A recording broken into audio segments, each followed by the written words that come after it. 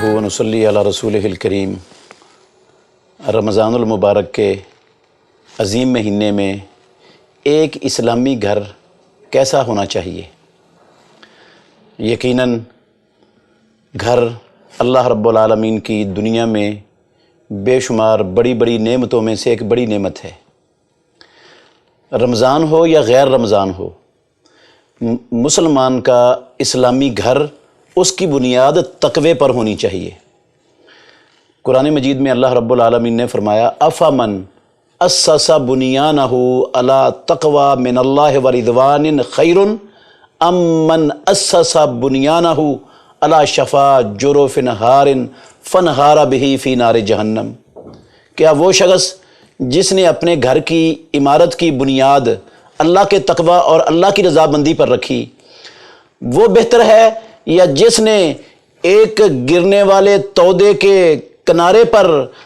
جو ہے نا وہ بنیاد رکھی، جو تودا اس عمارت کو لے کر جہنم کے اندر گر پڑا؟ وہ بہتر ہے؟ کون سا بہتر ہے؟ مطلب ہے کہ بعض گھر ایسے ہوتے ہیں جو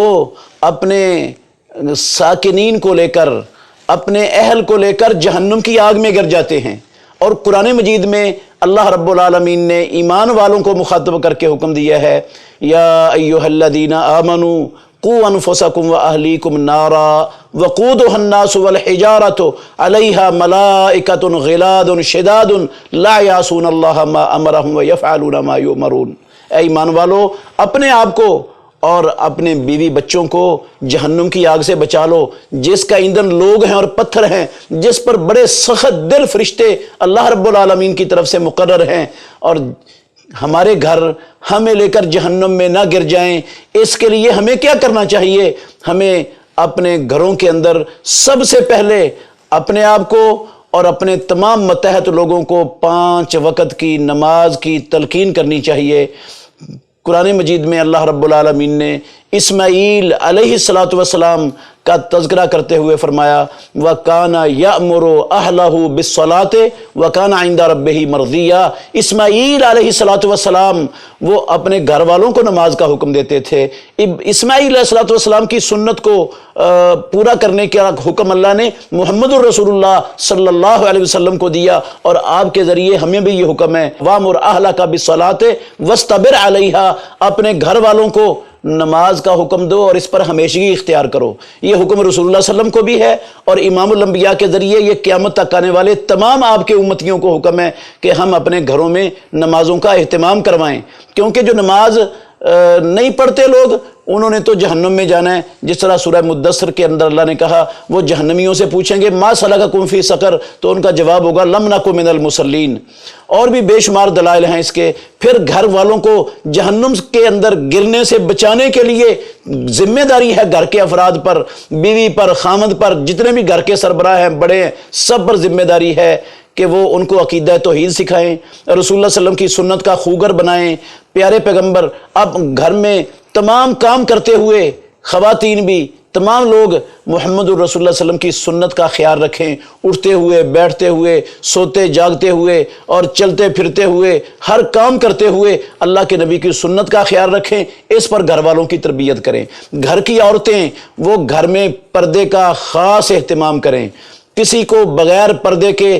جو ہے نا وہ کسی کے سامنے مت ہوں، اور گھر کے اندر وہ موسیقی کو اور اس طرح کی بے حیائی کے پروگراموں کو، گانے بجانے کو اور فلموں ڈراموں کو، اس طرح کی چیزوں کو اپنے گھروں سے نکال دیں، اپنے گھروں کو ان سے پاک رکھیں۔ خصوصاً رمضان المبارک کے مہینے میں جو رب العالمین کی رحمتوں کے نزول کا مہینہ ہے، جو بخشش کا مہینہ ہے، اس مہینے میں مسلمانوں کو یہ زیب نہیں دیتا کہ مسلمانوں کا گھر موسیقی سے آباد ہو، مسلمانوں کا گھر فلموں ڈراموں سے آباد ہو، مسلمانوں کا گھر روزے داروں کا گھر بے نمازوں سے آباد ہو، مسلمان نماز کے ٹائم پر سوئے ہوئے ہوں اور لا یعنی کاموں کے اندر جو ہے نا وہ مصروف ہوں، یہ زیب نہیں دیتا ہے مسلمانوں کو۔ تو مسلمانوں کے گھر کی تمام عورتیں پردے کا اہتمام کریں، سارا دن اور رات قرآن مجید کی تلاوت کریں،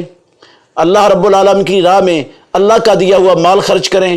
قرآن مجید میں اللہ نے کہا ان الذین یتلون کتاب اللہ واقاموا الصلاۃ وانفقوا مما رزقناہم سرا وعلانیہ یرجون تجارۃ لن تبور، وہ ایسی تجارت کی امید رکھتے ہیں، تلاوت کرنے والے، دن رات صبح و شام اللہ کی راہ میں خرچ کرنے والے، نماز قائم کرنے والے، کہ جس تجارت کے اندر نقصان گھاٹا اور خسارہ ہے ہی نہیں سرے سے۔ تو اسی طرح اپنے گھروں میں تہجد کا اہتمام کرنا چاہیے، صبح و شام کے اذکار کا اہتمام کرنا چاہیے، قرآن مجید کی تلاوت تدبر کے ساتھ سمجھ کر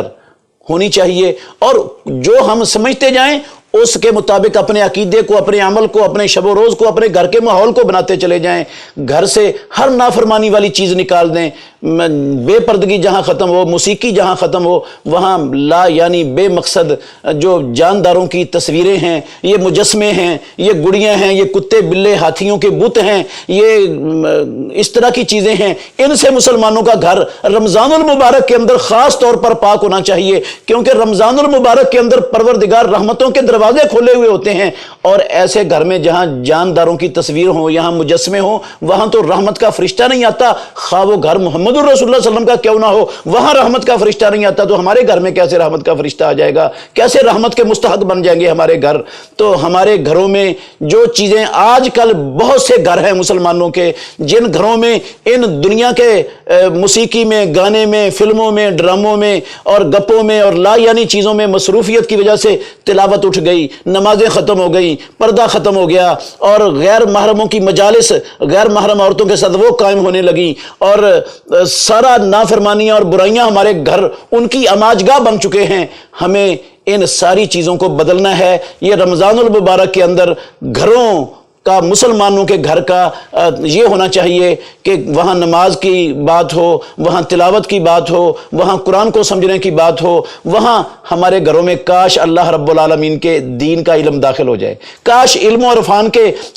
چشمے ہمارے گھروں میں پھوٹ پڑیں، کاش ہماری مائیں اپنے بچوں کو کتاب و سنت کی تعلیم کا خوگر بنانے کے لیے جو ہے نا وہ ذہن سازی کر لیں۔ یہ ہے رمضان المبارک کے اندر مسلمانوں کے گھر کی کیفیت، ایسے ہونا چاہیے۔ یا اللہ تو ہمارے گھروں کو ایسا بنا دے کہ وہ ہمیں لے کر جہنم کے اندر نہ گر جائیں، تو ہمارے گھروں کو یا اللہ تقوی والا بنا دے، جس کی بنیاد تقوی پر استوار ہو، یا اللہ علم و عرفان کے مراکز بنا دے، یا اللہ تو ہمارے گھروں میں دین کے دروازے،